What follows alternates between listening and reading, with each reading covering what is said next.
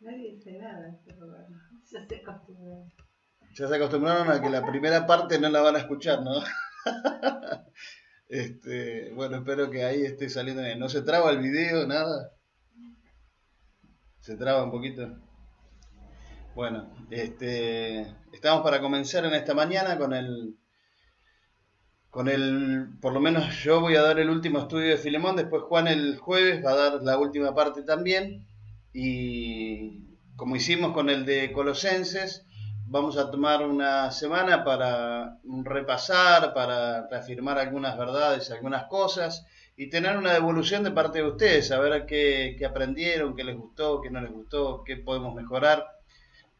Y la otra semana vamos a comenzar con con Filipenses. Así que prepárense porque Filipenses se viene re afilado. Vamos a estar ahí unas por lo menos 8 o 10 semanas estudiando ese libro fenomenal que también es una de las cartas que Pablo escribe desde la cárcel. Acuérdense que estamos viendo las cartas que Pablo escribió desde la cárcel. Así que estamos ahí ya expectantes también del estudio que va a venir. Terminando Filemón, que ha sido una carta hermosa, un libro hermoso donde pudimos aprender muchas verdades en cuanto al amor, en cuanto al perdón, en cuanto a cómo manejarse en ciertas relaciones conflictivas y poder encontrar los caminos para resolver. Es realmente maravilloso, ¿o no?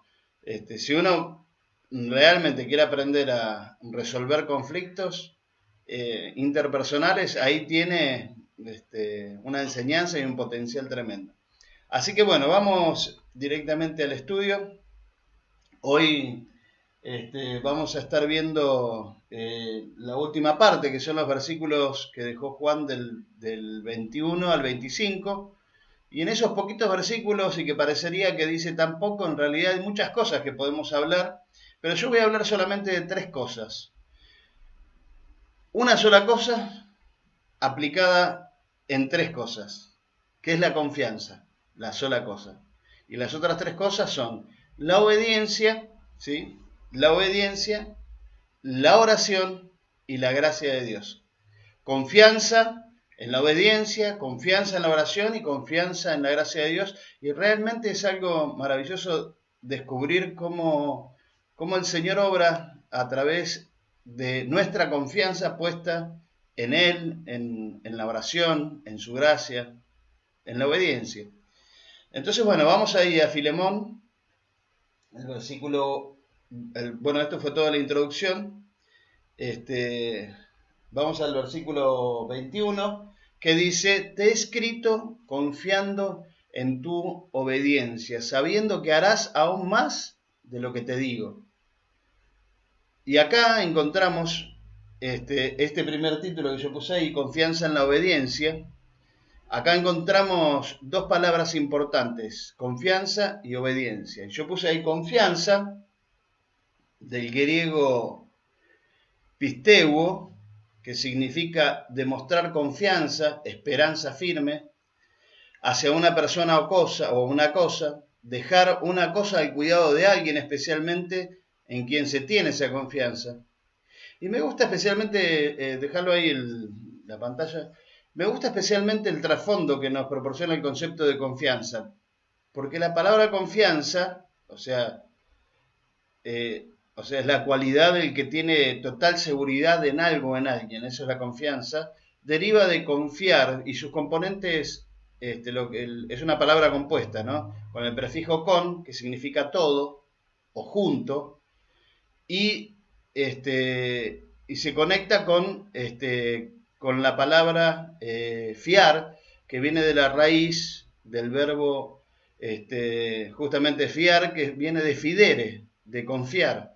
Y fides o fidere es lealtad, fe, seguridad, compromiso. ¿Qué de componentes, qué de palabras, qué de trasfondo fuerte, ¿no? Tiene esta palabra confiar, porque es un compromiso de lealtad. Cuando uno confía en alguien y le entrega en confianza algo, hay un compromiso de lealtad, de saber que la otra persona no te va a defraudar, de saber que la otra persona va a hacer lo que se le pide o lo que vos esperás que haga. Y en sociología o en psicología social, la confianza así lo dice el diccionario, ¿no? Yo lo leo de acá, dice, en la sociología y psicología social, la confianza es la creencia en que una persona o grupo será capaz y deseará actuar de manera adecuada en una determinada situación y pensamiento. Entonces, eso es la confianza. La confianza es depositarse uno mismo de una manera entera en las manos de otra persona. Un acto de confianza, por ejemplo, sería sentarse. Parece algo sencillo y algo pavo, pero uno se entrega de lleno confiando que la silla en la cual se va a sentar, el banco o el sillón, lo va a soportar. De la misma manera, uno se entrega en confianza a otra persona cuando le entrega algo para hacer o le da alguna responsabilidad para llevar adelante. Y la otra palabra que encontramos ahí es obediencia, ¿sí? Los términos traducidos por obediencia, tanto en el Antiguo Testamento, llama, como en el Nuevo Testamento, hipakuo y eisakuo, denotan la acción de escuchar o prestar atención y llevar a cabo aquello que hemos recibido como orden. Obedecer es acatar una orden, ¿no? En este caso, en realidad, Pablo no le está dando una orden directa a Filemón, sino que le está pidiendo un favor, un ruego. Pero es evidente que en este pedido de favor juega un rol muy importante y muy principal la autoridad o la paternidad de Pablo sobre Filemón, porque no es cualquiera que le está pidiendo el favor, es el apóstol Pablo, es el padre espiritual de él. Y de esto podemos aprender algo importante, ¿no? Que cuando nuestros padres, sean naturales o espirituales, o aquellos que están en autoridad sobre nosotros, nos piden un favor, tiene una connotación como si fuera una orden. Si bien no es una orden, podríamos decir que es una orden camuflada, ¿no? Cuando alguien te pide un favor que está en autoridad sobre vos, en realidad está diciendo, por favor, hacelo, ¿no? Y Pablo dice algo más ahí, como yendo un poco más, ¿no? Porque le dice, y aún sé que vas a hacer más de lo que te pido. Y para aquellos que somos cristianos, no alcanza, yo creo esto, ¿no? Que no alcanza con hacer aquello que nos han mandado a hacer, o que nos han pedido hacer. La obediencia a la Biblia es mucho más que solamente acatar una orden y hacer a reglamento lo que nos pidieron hacer. Ah, bueno, yo lo hice, no sé, me hice lo que me pidieron. Pero en realidad, nuestra actitud como cristianos, cuando nos dan una orden o nos hacen un pedido de favor, tiene que ser ir más allá. No solamente hacer lo que nos piden, sino ir un poco más allá. Por lo menos Jesús nos desafió.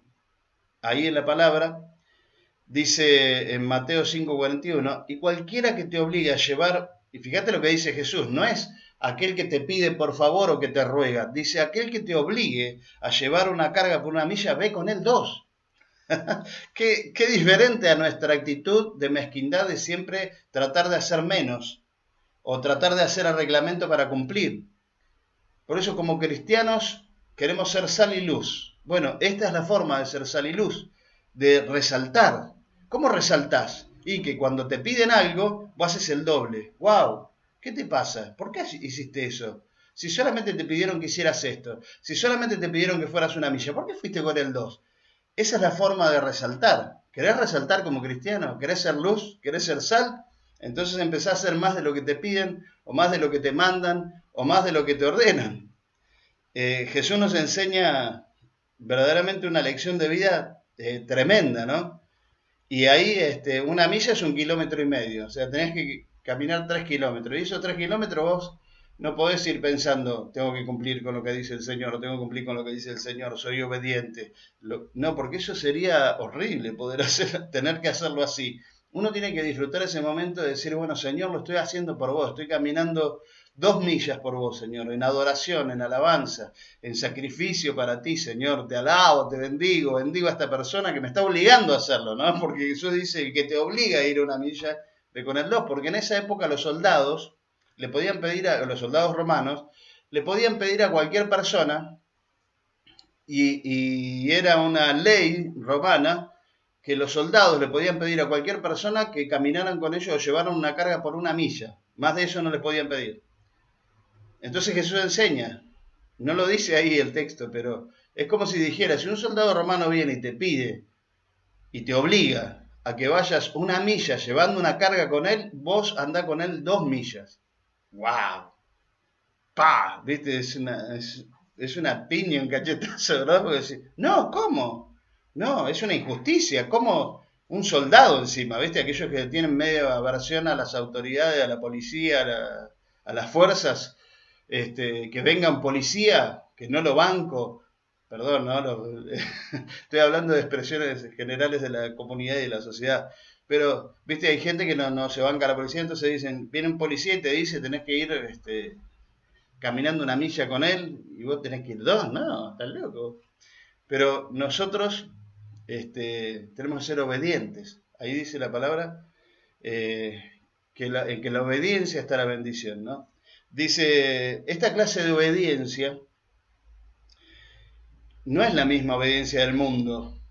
Nosotros no tenemos que obedecer como obedece el mundo, que lo hace a reglamento, lo hace a conveniencia, o lo hace porque alguien se lo dice que lo haga y lo tiene que hacer y lo hace sin pensar lo que está haciendo y sin sentir lo que está haciendo.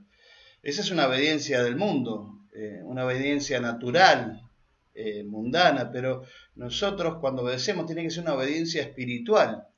Y la obediencia espiritual va más allá, siempre va más allá de lo que nos piden. Y a través de ella obtenemos resultados inmediatos, pero no materiales o de cosas o de conveniencia personal, sino obtenemos resultados inmediatos espirituales, bendiciones. Miren lo que dice 1 Pedro 1:22. Habiendo purificado vuestras almas por la obediencia a la verdad, mediante el Espíritu, para el amor fraternal no fingido, amaos los unos a los otros entrañablemente de corazón puro. Pero fíjense lo que dice al principio, habiendo purificado vuestras almas por la obediencia a la verdad. O sea, obtenemos un resultado inmediato espiritual, porque al obedecer nuestra alma se purifica. Y la Biblia habla bastante de obedecer, pero yo voy a mantenerme solamente en el Nuevo Testamento, a no ser en el último punto que voy a ir al Antiguo. Pero la Biblia nos manda a obedecer primero a nuestros padres. Dice Efesios 6:1, hijos, obedeced en el Señor, y siempre fíjense que está el Señor de por medio, ¿no? Hijos, obedeced en el Señor a vuestros padres, porque esto es justo. Ahí los hijos, no se desconecten, ¿eh? Algunos así, yo me levanté la mañana para escuchar el estudio bíblico, me vine con esto de la obediencia. Tranquilo, traga el mate que estás tomando y seguí escuchando, pero ahí dice, hijos, obedecer al Señor a vuestros padres, porque esto es justo. Tenemos que obedecer a nuestros empleadores, a nuestros jefes, a quienes de alguna manera servimos, porque a través de ese servicio servimos al Señor. Y dice Efesios 6:5, siervos, obedeced a vuestros amos terrenales con temor y temblor, con sencillez de vuestro corazón, como a Cristo. ¡Wow! A nuestros gobernantes tenemos que sujetarnos. Si dice no salgas, quédate en casa, quédate en casa. No se junten el día del amigo. No digo nada. Nuestros gobernantes tenemos que también sujetarnos. Tito 3:1 dice, recuérdales que se sujeten a los gobernantes y autoridades y que obedezcan, que estén dispuestos a toda buena obra. O sea, vos podés tener tus pensamientos personales en cuanto a todo lo que está pasando hoy en el mundo, pero si desde el gobierno, desde las autoridades dicen tal cosa, nosotros, ¿qué dice acá la Biblia? Lo dice, no se la agarren conmigo. Dice que se sujeten a los gobernantes y autoridades que obedezcan. Está la obediencia, y en la obediencia está la bendición, y cuando yo obedezco se purifica mi alma. Esta es la que más me gusta de todas las obediencias. A nuestros pastores, líderes espirituales, dice Hebreos 13:17, obedeced a vuestros pastores y sujetaos a ellos, porque ellos velan por vuestras almas, como quienes han de dar cuenta, para que lo hagan con alegría, ¿no? Y no quejándose, porque esto no os es provechoso a aquellos que no se sujetan, ¿no? las esposas a sus esposos. Dice 1 Pedro 3:1, asimismo vosotras mujeres estad sujetas a vuestros maridos para que también los que no creen a la palabra sean ganados sin palabra por la conducta de sus esposas. Y por último, leo el pasaje de Deuteronomio 28, 1 y 2, que ahí está toda la lista, después leanlo todo. Dice, acontecerá que si oyeres atentamente la voz de Jehová tu Dios para guardar y poner por obra todos sus mandamientos que yo te prescribo hoy, también Jehová tu Dios te exaltará sobre todas las naciones de la tierra y vendrán sobre ti todas estas bendiciones y te alcanzarán si oyeres la voz de Jehová tu Dios. Se le conoce este capítulo como las bendiciones de la obediencia, ¿no? ¿Seremos realmente personas confiables por nuestra obediencia? Cuando se nos encomienda algo, se nos pide un favor, ¿seremos realmente personas confiables? Porque ahí Pablo le dice a Filemón, tengo total confianza en tu obediencia, ¿verdad? Confío en tu obediencia, confío en que aún vas a hacer más allá de lo que te estoy pidiendo.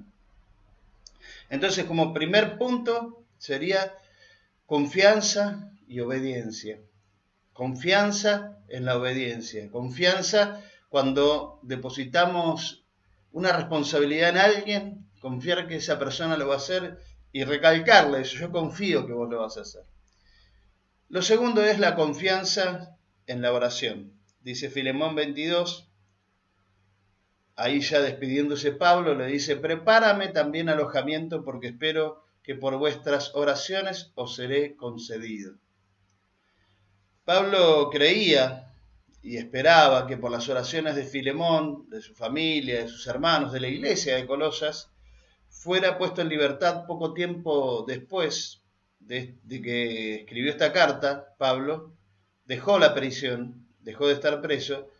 La Biblia no dice si él regresó finalmente a Colosas y los volvió a ver a los hermanos, pero esto también me traía a la memoria un caso en donde estuvo Pedro encarcelado y la iglesia oraba y fue puesto en libertad a causa de la oración.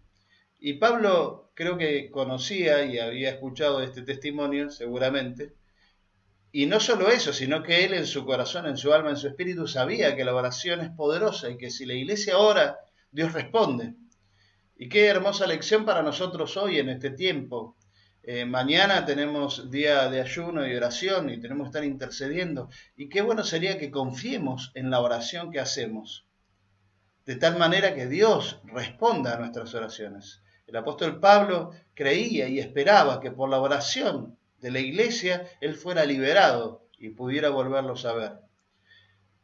Quiero leer ahí en Hechos, capítulo 12, versículo 5, dice, así que Pedro estaba custodiado en la cárcel, pero la iglesia hacía sin cesar oración a Dios por él.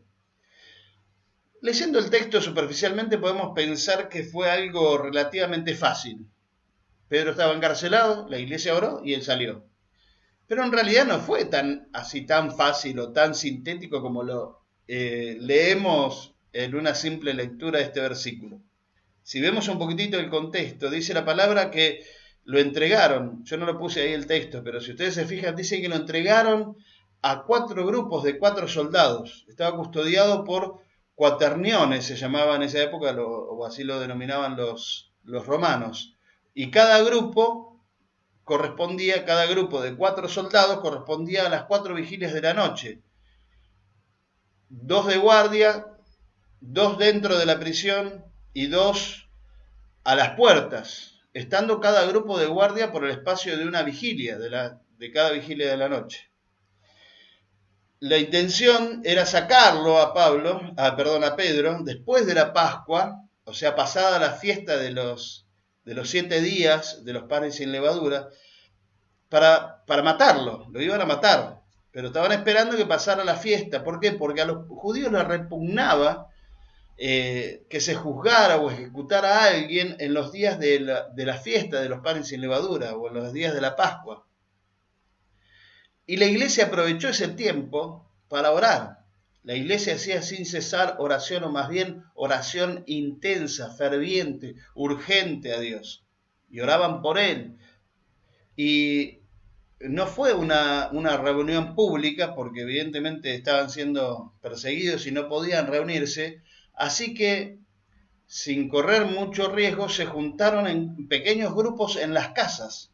Y esto también nos trae al presente y al contexto en el cual estamos. No estamos siendo perseguidos, pero la iglesia de alguna manera se desestructuró de la forma en que nosotros nos manejábamos y ahora necesitamos lo que estamos diciendo siempre, fortalecer las relaciones y los vínculos, y usamos las casas abiertas virtuales para poder estar conectados. Así que yo les animo una vez más en el nombre del Señor a que participen de una casa abierta, a que no se queden solos, a que no se queden enajenados, desconectados, desenchufados de la iglesia, del cuerpo, que somos los mismos hermanos que lo componemos. No esperes que alguien te llame, llamá, preguntá, metete, indagá, hablá con nosotros, porque si no al estar desconectado vas a morir inevitablemente. Acá la iglesia no se podía reunir públicamente, pero seguían reuniéndose en las casas. Y me interesa esto de que dice que la iglesia, no las iglesias en las casas, sino que la iglesia en las casas hacía incesantemente oración por Pedro para que saliera en libertad. Ahora, hasta esa hora en que el Señor trae libertad a Pedro, lo saca de la cárcel, los discípulos tuvieron que esperar, sintiendo aparentemente inútiles sus oraciones. ¿No te pasó que vos decís, bueno, pero estoy orando, ¿cuánto hace que estoy orando y Dios no responde? Bueno, acá no fue una oración de un momento, sino que estuvieron orando hasta que el Señor respondió. Y ahí yo anoté, es interesante que al estudiar un poco más profundo el texto, nos damos cuenta de que no fue una oración en una reunión casual, sino que fue planificado, intencional e insistente. Fue durante 7 días que estuvieron orando. No fue una reunión, que oraron y el Señor lo libertó a Pedro.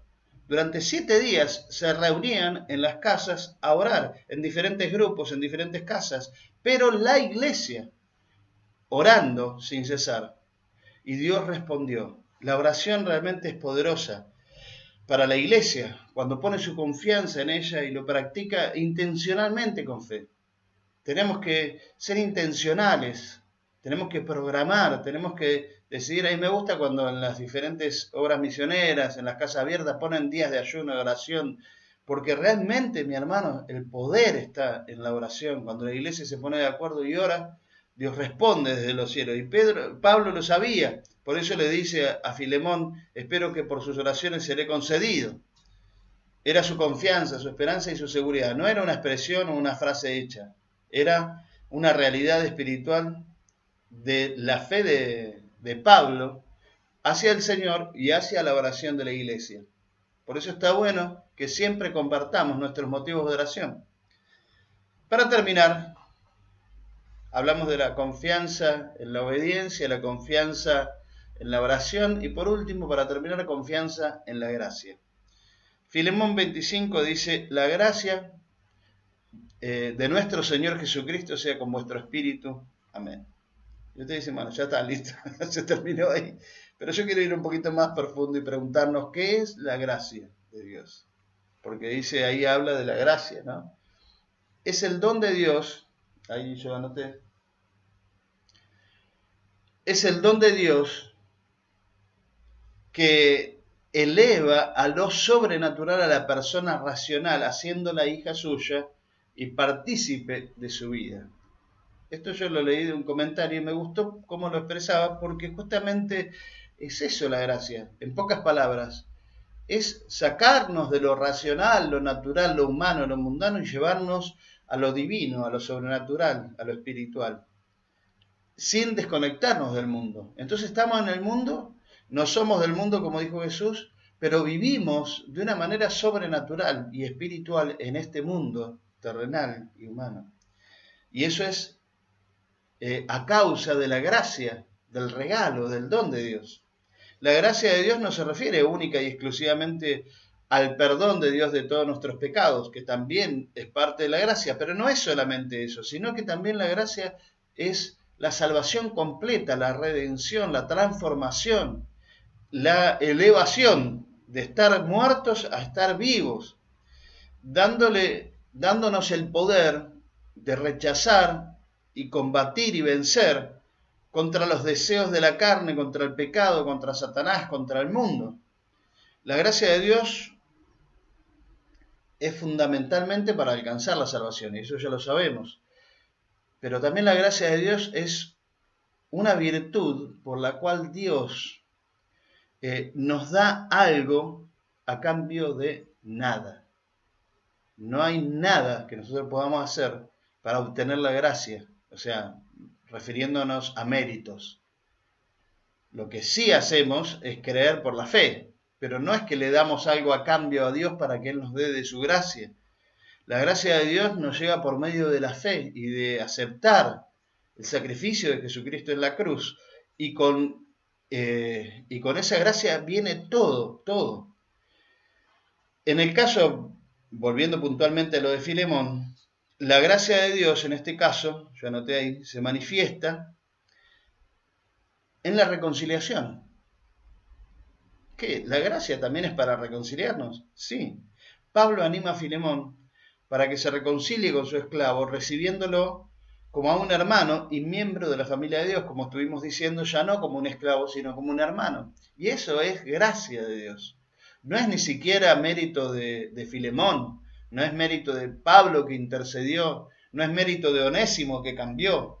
Es todo gracias a la gracia de Dios, al don de Dios, al regalo de Dios, a la obra de Dios, a lo que Dios hace.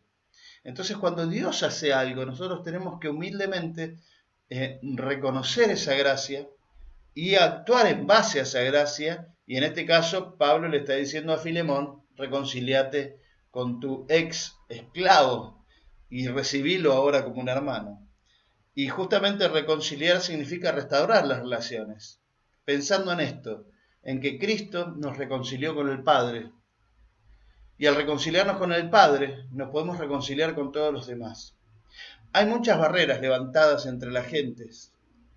Raza, nivel social, sexo, diferencias de personalidad, etc. Pero Cristo derriba todas esas barreras y nos hace uno en Él. Jesucristo cambió la relación con el Padre que nosotros teníamos porque éramos enemigos y ahora nos hemos reconciliado. ¿Los enemigos se pueden reconciliar en algún momento? Es difícil, pero sí se puede, siempre que esté la gracia de Dios de por medio. Cuando uno lo quiere hacer naturalmente o fuera del tiempo de Dios, más vale que va a ser catastrófico. No se metan ahí. Pero si está actuando la gracia de Dios, si hay arrepentimiento, si hay humildad, si hay un pedido, por favor, entonces ahí uno tiene que actuar humildemente entregándose a la gracia de Dios para reconciliarse. Jesucristo cambió la relación, fíjense, entre Onésimo y Filemón. De ser esclavo pasó a ser hermano, solo por la gracia de Cristo. Nuestras relaciones irremediables pueden cambiar y ser transformadas aún en una amistad. Por eso debemos acercarnos al Señor confiando en la gracia. Confiamos en la gracia de Dios. Dice ahí Hebreos 4:16, así que acerquémonos con toda confianza al trono de la gracia de nuestro Dios. Allí recibiremos su misericordia y encontraremos la gracia que nos ayudará cuanto más la necesitemos. Recordemos, mis amados, lo que dice 1 Pedro 5:5, que Dios resiste a los soberbios y da gracia a los humildes. Yo lo puse ahí. Dice igualmente, jóvenes, estad sujetos a los ancianos y todos sumisos unos a otros, revestidos de humildad, porque Dios resiste a los soberbios y da gracia a los humildes. Entonces, para terminar, hablamos de confianza y obediencia, de confianza y oración, de confianza y gracia. Confiar en la obediencia, confiar en la oración, confiar en la gracia de Dios. Y sabemos que estas cosas son verdad, porque están en la palabra de Dios y la palabra de Dios es la verdad. Y si nosotros somos obedientes a la verdad, nuestra alma se purifica. Entonces, a modo de conclusión, Primero, sería bueno, yo lo anoté ahí y lo puse, para que quede claro, sería bueno que ahora mismo podamos pensar en qué áreas nos cuesta ser obedientes o si tenemos problema con aquellos que están en autoridad, por el simple hecho de estar en autoridad, no porque la persona tiene problemas personales con nosotros, sino por el hecho de ser una autoridad, ya, viste, a mí todo lo que está en autoridad no me los banco, no me los trago, no, porque dirigen, mandan, dicen, hablan, y tenemos problemas con los que están en autoridad. Si tenés esos inconvenientes, sería bueno que los puedas resolver, porque Dios nos manda a obedecer, nos manda a sujetarnos, nos manda a humillarnos, nos manda aún a servir a aquellos que están en autoridad sobre nosotros. Entonces sería bueno que ahora mismo puedas pensar en qué áreas te cuesta obedecer o si tenés problemas con el tema de la autoridad. En segundo lugar, así como Pablo confiaba en que por la oración de Filemón, la familia, la iglesia, él sería liberado, nosotros también podemos poner nuestra confianza en la oración de nuestros hermanos cuando compartimos nuestros motivos de oración. Algunos dicen, no, yo con el Señor me arreglo, pero sería bueno que compartas con tus hermanos confiando no solamente en que Dios va a responder, sino que Dios va a responder a la oración de tus hermanos y de aquellos en los cuales vos confías para pedirle que intercedan por vos a Dios. Y por último, confiando en la gracia del Señor, podríamos pensar de qué manera podemos ayudar a otros para que haya reconciliación en aquellas relaciones rotas, o si nosotros, y esto con mucho cuidado, por favor, o si nosotros estamos enemistados con alguien, empezar a pensar y orar para ver de qué manera podemos reconciliarnos o resolver o buscar un camino de solución a todo este problema que quizás estás enfrentando. Así que bueno, mis amados, esto fue el estudio de Filemón de hoy. Para terminar con Filemón, recuerden, la semana que viene vamos a estar haciendo un repaso y recibiendo una devolución de parte de ustedes. Esperamos que les haya sido de bendición y que podamos seguir avanzando en esto. Como dijimos, la semana que viene, repaso y devolución. Y la otra semana comenzaríamos ya con Filipenses. Se me mezclan los enses, colosenses, filipenses. Así que bueno, mis amados, que Dios los bendiga mucho. Los amamos en el Señor. Damos gracias por haber podido compartir este tiempo con ustedes. Que Dios los bendiga y hasta la próxima. Chao, chao.